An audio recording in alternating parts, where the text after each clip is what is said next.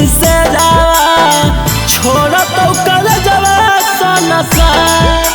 के करा के मानमी कते कानन कानमी अर्थी जखने उठा तो हम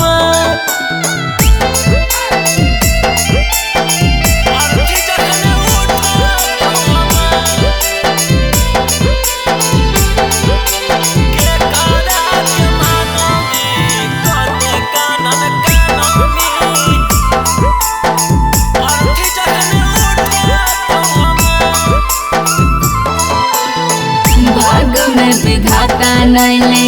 खल कह साथ रे बात नहीं हो तो अब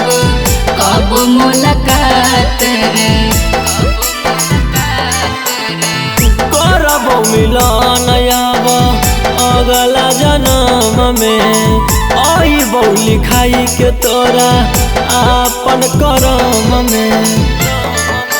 सोनमा रे सोनमा के करा कर भी फोनवा सोनमा तोर जैतो ससुरा के करा के मन भी कते कानन कान भी डोली जखने जाए तो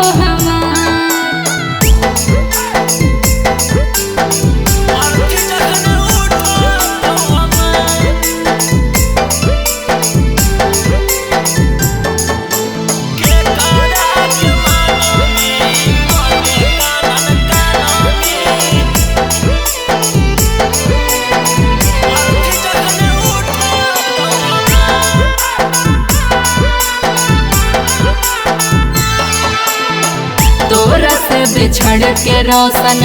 हो तो अफसोस रे माफ कर दे हो चिंटू नहीं हो हमर दोस्त रे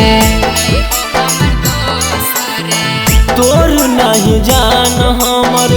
किस्मत के दोष गे मर जीवो हम तो नहीं करी हो अफसोस गे सोनमा रे सोनमा के करा कर भी फोनवा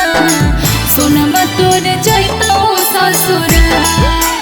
के करा के मन भी कते कानन कान भी डोली जखने जाए तो